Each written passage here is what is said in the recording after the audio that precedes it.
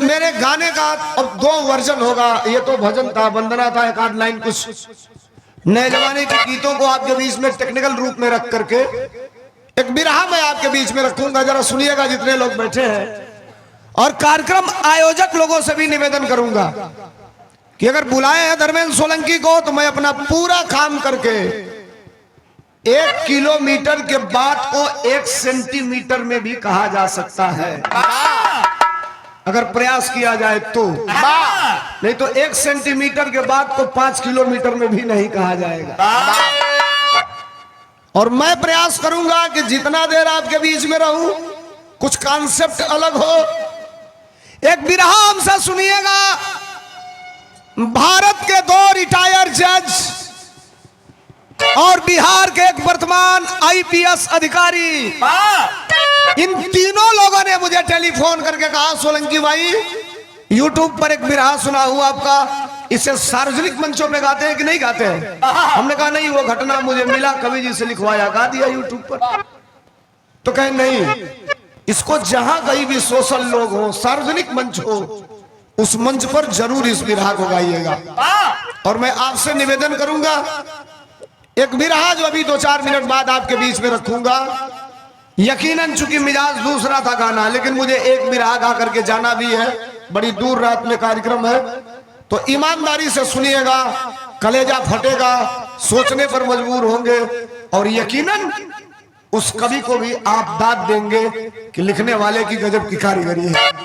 और सुनिए, ये भरे मंच पे कह रहा हूं, ये यूट्यूब चैनल के लोग हैं, बिरहिया 99% झूठा बिरहा गाते हैं। अब आप इसको बुरा मत मानिएगा, कवि जी मंच पर है, झूठा मतलब कल्पना कर दिया गया, वो लिख दिया गया, कलाकार उसको यथार्थ में लाता है, जीवंत करता है। लेकिन मैं जो गाऊंगा 1% आपको लगेगा कि ये बनावटी है या गलत है या झूठ है। खड़ा होइएगा, हाथ उठाकर बिरहा रुकवा दीजिएगा, हमसे सवाल कर लीजिएगा।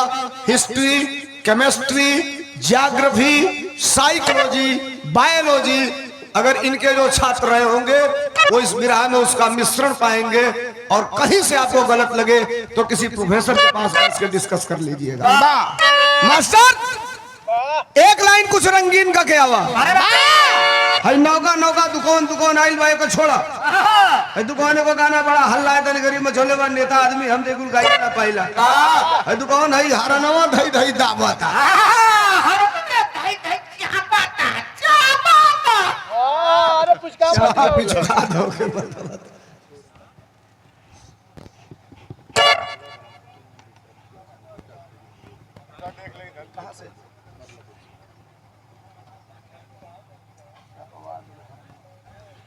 अवध हॉस्पिटल, सर्जिकल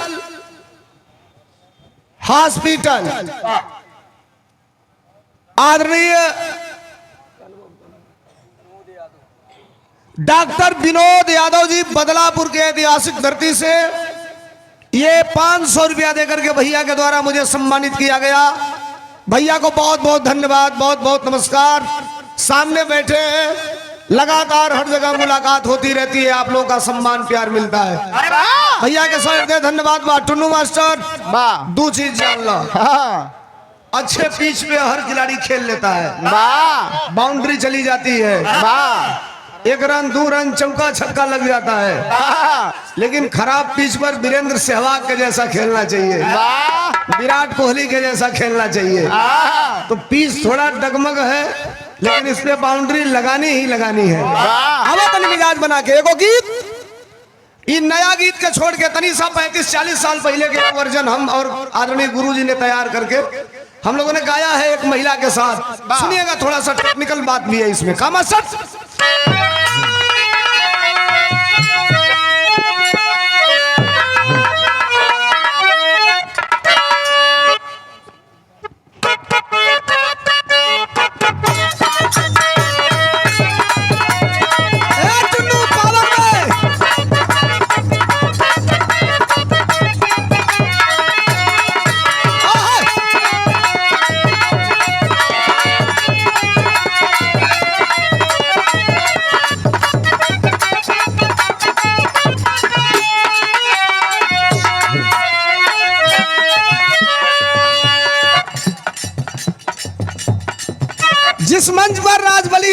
से कलाकार हो, ये अलग बात है कि मैं स्टेट प्रेसिडेंट हूँ। जिस मंच पर राम अभिलाष जैसे कलाकार हो, 29 साल भी रहा गाओ तो कितना दिन का 39 साल और उतना हमारी उम्र भाई। जितना इनको विरहा गाते समय हुआ उतना का हम लोग हुए कुल मिला करके। थोड़ा सा समझिए आप, वर्तमान परिवेश की गीतें आपके इम्यूनिटी पावर को बढ़ा रही है, लेकिन उसको केवल गलत डाइवर्जन कर रही है। देखो गाना हम गौले बनी ज्योति हमार और एक लड़की के साथ है आइल बा, सवाल जवाब बा। हम एगो सवाल कैले बनी, जानते लू का मास्टर हम ये पूछले बनी तनी सुनल जाई। अरे रहरी का दाल औरी बजरी का रोटिया,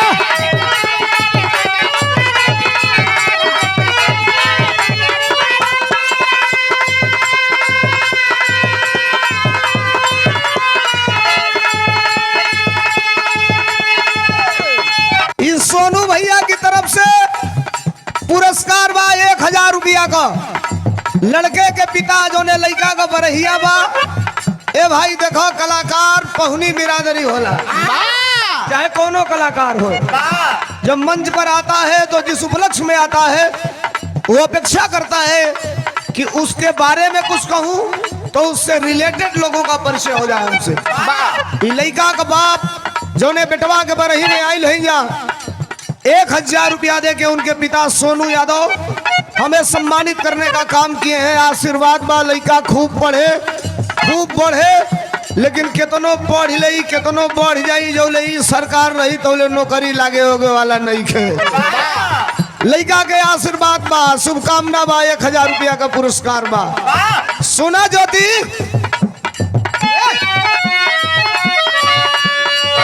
अरे रहरी का दाल औरी बजरी का रोटिया,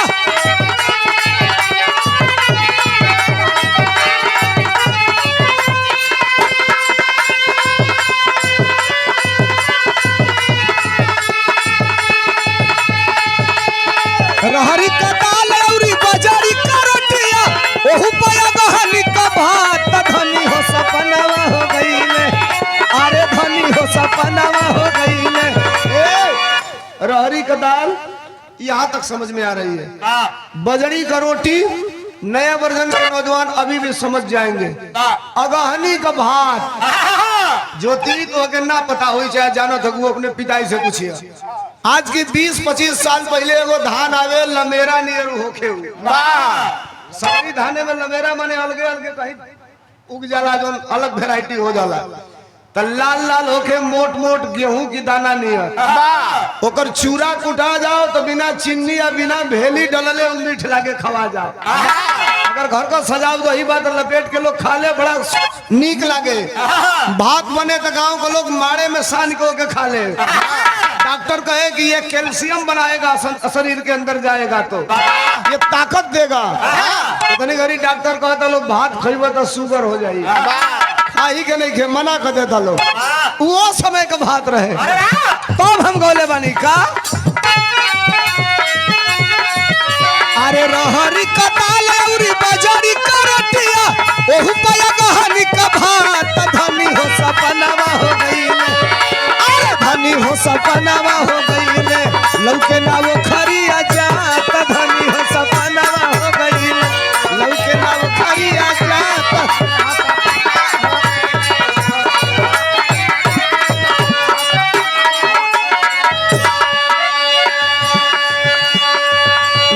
सुनावे के बाद तरस के तरफ ज्यादा जाए तो टाइम लग जाई। इता पुरनका जमाना का गीत रहल, तनी सा नौकी एक लाइन ले ला टुनु मास्टर, कुछ जानत हो बताओ।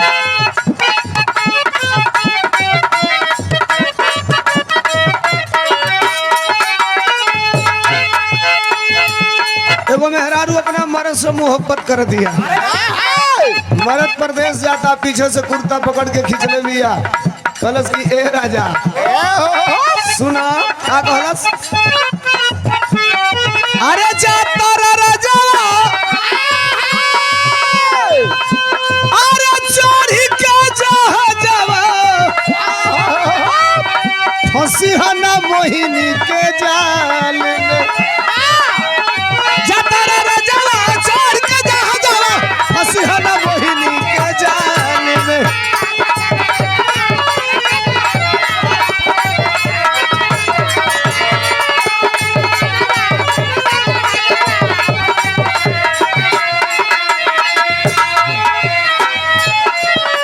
अरे जाता रे रजवा छोड़ के जहाँ जावा फंसिया न मोहिनी के जाल में।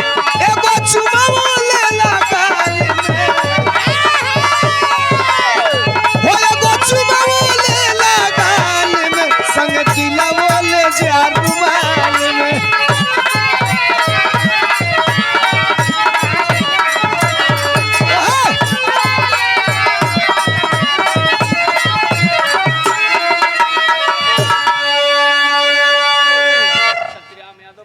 सतीराम यादव भट्टा मालिक तहरपुर से राहुल यादव के मामा जी के तरफ से 500 रुपया का पुरस्कार बा।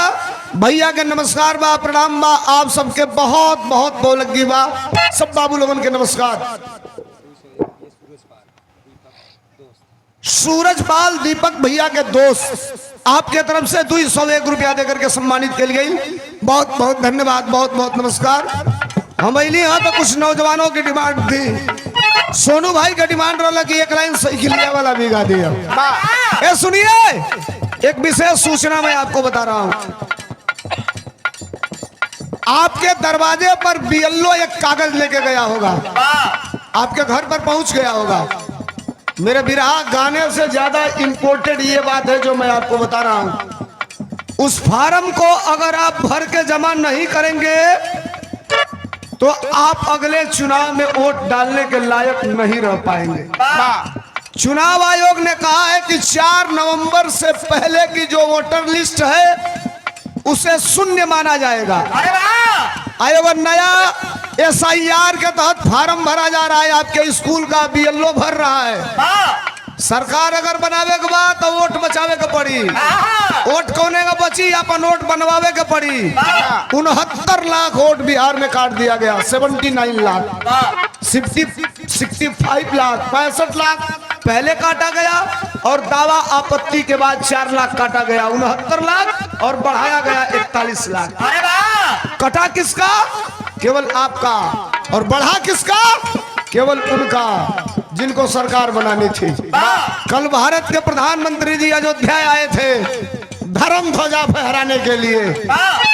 मैं नहीं चाहता नेसेसरी बात करूं, विरहा सुनाना चाहता हूं आपको, मुझे भी जाना है।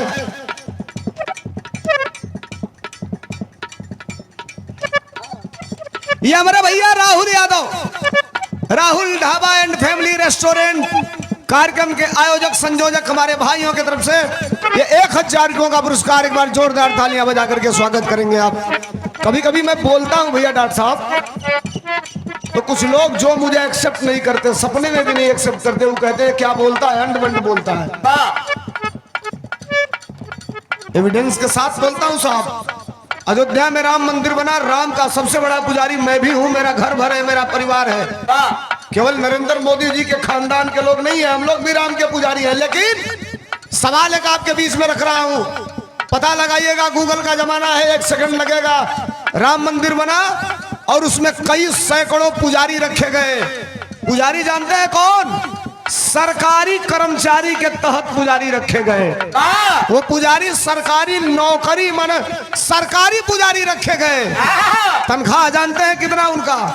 75,000 रुपया से लेकर के 1,35,000 तक। मैं केवल ये आपसे पूछना चाहता हूं साहब, गूगल का जमाना है, 1 मिनट लगेगा, टच करेंगे खटाक के बता देगा। आप पता करिएगा कि जितने कब पुजारी रखे गए 75,000 1,35,000 के तनख्वाह पर, उसमें एक आप राजभर दिखा दो, एक यादव दिखा दो, एक गोंड दिखा दो, एक तेली दिखा दो, एक चौहान दिखा दो, एक मौर्य दिखा दो, एक पटेल दिखा दो, एक नोनिया दिखा दो, एक धरिकार दिखा दो, एक गोंड दिखा दो।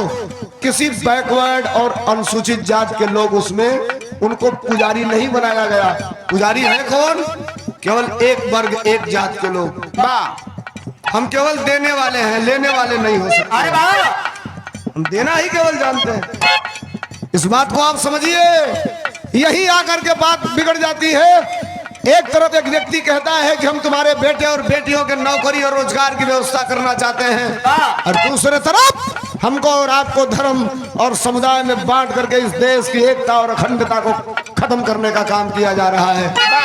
रात को 12 बजे भी खड़ा होता हूं, जब आपका आदेश होता है तो बोलता हूं एक लाइन। इस साइकिलिया वाला लोगों का डिमांड रहा यही बिहार ना उत्तर प्रदेश SIR में 69 लाख कट गई। बिहार उत्तर प्रदेश में हर बूथ पर BLA तैनात है और वो देख रहा है। शिकायत पार्टी दफ्तर जा रही है, वहां से हम चुनाव आयोग के पास भी जा रहे हैं और हम लड़ेंगे अंतिम सांस तक। ये अखिलेश यादव की फौज है, उत्तर प्रदेश की आम आवाम कह रही है। क्या मास्टर?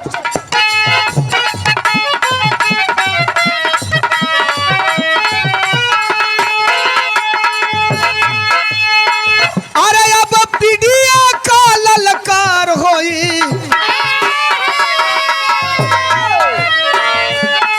क्या अब पीडिया का ललकार होई, साइकिलिए का सरकार होई, ललकार होई।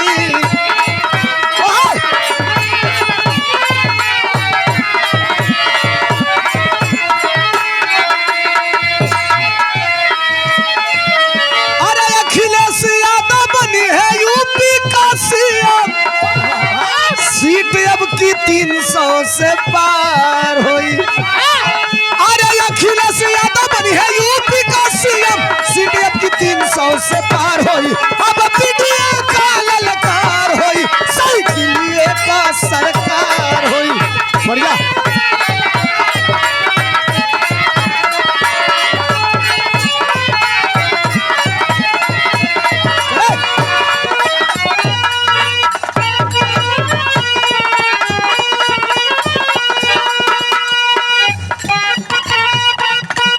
ये सूरजपाल दीपक भैया के मित्र हैं, दोस्त हैं। आपके तरफ से 200 रुपयों का पुरस्कार। इत्मीनान बनाइए, 1 मिनट के बाद एक बिरहा की तरफ लेके चल रहा हूँ। मास्टर बलिया से 22 लट्ठा पूर्व दुआबा क्षेत्र में चल गए।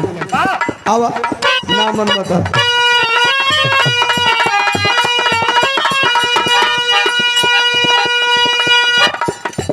अरे यही पार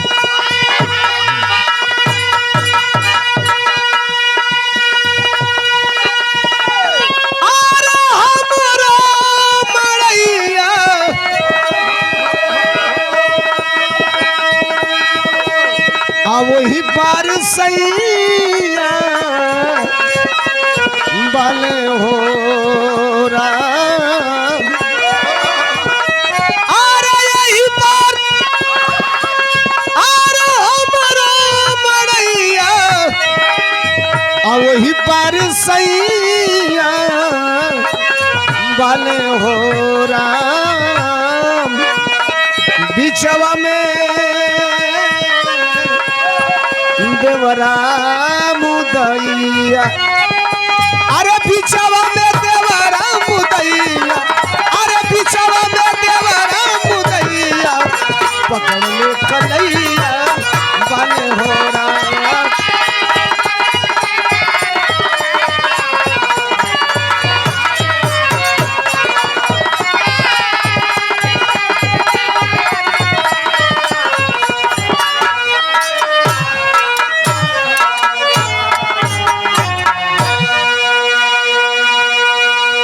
समाजवादी पार्टी लोहिया वाहिनी के राष्ट्रीय सचिव, हमारे मित्र और समाजवादी इनकलाब को बड़े मजबूती और तबीयत के साथ आम जन तक पहुंचाने का काम करते हैं श्रद्धेय श्री शैलेश यादव जी।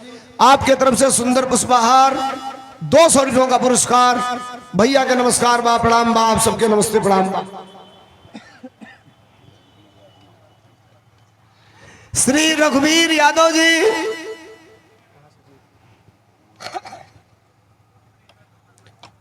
अध्यापक हैं, मास्टर हैं और हमारे बहुत बड़े शुभचिंतक हैं, हमें हमेशा अपना आशीर्वाद देते रहते हैं। आदरणीय रघुवीर यादव जी की तरफ से ये दूसरे बार का 500 रुपयों का पुरस्कार और माला देकर सम्मानित किया गया। एक बार तालियां बजा करके सम्मान कर देंगे आप सब। एक निवेदन कर रहा हूं, अभी मैं भी अपने गुरु को मंच पर खड़ा करूंगा, लेकिन उसके पहले यहाँ प्रबुद्ध जन बैठे हैं, बुजुर्ग लोग बैठे हैं और बिरहा सुनने वाले लोग बैठे हैं। मैं जान रहा हूं कि अभी धीरे धीरे भीड़ गुड्डू भाई फिर मिलेंगे।